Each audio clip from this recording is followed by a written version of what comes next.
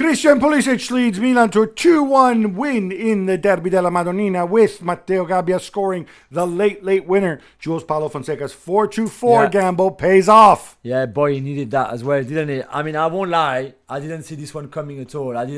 After seeing Milan being battered by Liverpool in midweek, where you were in the stadium, I thought, okay, Inter, who were so solid against City and played well collectively, etc., back to their probably strongest 11, right? Everybody was there. Lautaro was back starting. Pavard was back starting. You had Mkhitaryan, Çalhanoğlu, Barella, all Di Marco, Dumfries, everything. I'm like, okay, this could be bad for Milan. And yet, I thought they were really good.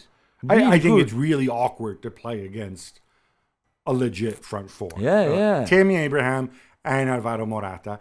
All of a sudden, you've got two big guys, which means that even if you play a front, if you have a back three, you don't always have the spare man in the same way. Yeah.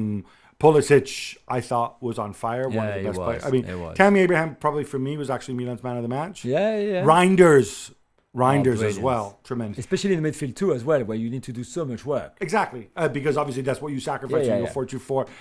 And Matteo Gabbia, Milan fan.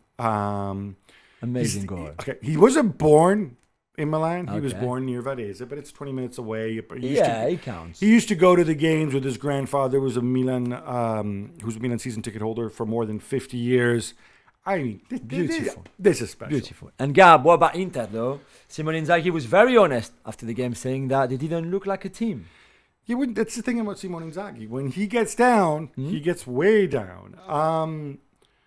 Look, I don't think Inter were that bad. Were they outplayed by a Milan team that were desperate and hungry and needed to sort it out? Yeah. Is it difficult? I think when you have a certain approach. Yeah. You play the front two. You're used to everybody you play against generally play 4-3-3 or 4-2-3-1. In this setup, when you're playing, and by the way, we'll say 4-2-4. This wasn't 4-4-2. This was 4-2-4. Yeah, they were really because high on the same line. Leao. Yeah. It's not like Leao's going to come back and retreat back. I mean, Pulisic harder working on the other side.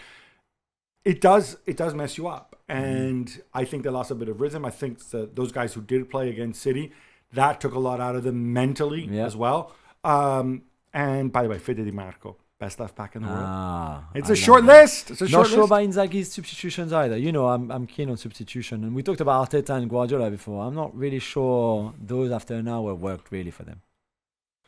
Barcelona rolled to a 5-1 away win over Villarreal. Jules, they blew this apart in the second half, and I know you want to celebrate the Lamine Yamal assist. So beautiful, the Trivella, if you're a fan of Ricardo Quaresma. Fan of Quaresma, the outside of his left foot, or your right foot if you're right-footed. For Rafinha, incredible. I mean, Lamine Yamal is the best player in the world right now. I know he's only 17, and I know this is only the beginning, and I know there's Kylian and Haaland and whoever you want. Lamine Yamal is the best player in the world right now. There's just no debate. He's just on another level. It's just incredible. And what he did in this game again, I mean, the fouling. I mean, at some point, they will need to look into that, because the more this is going to go, and I don't think Villarreal is a dirty team, but my God, at some point, I feared for Lamine of an injury or something, because they were going so hard on him. So I hope he gets the protection that he deserves. I'm not saying like let's go soft and etc., but you need to protect Lamine Yamal. It's just incredible performance from him, really. I've got no more words. Lewandowski also scoring two goals, playing well. Yeah. I'm just so impressed with I agree. You're right. with what work Hansi Flick is doing. Yeah. And Gab, sticking with Barcelona, the bad news though, Marc-Andre Ter Stegen suffered a bad knee injury, and sources are telling ESPN that he'll be out for a month. Look, this has been the story of Barcelona, right? Next man up, right? You've got so many injuries, Araujo and Gavi, and De Jong and Fermin Lopez and whatever. But Christensen. But I think that the Ter Stegen one, I'm tempted to say this is more serious, because he's got such a leadership role, because he's so much better, with all due respect, than Iñaki Peña. But you know what? Hansi Flick pulls these guys out of a hat. That guy starting in center back for Barcelona, Sergi.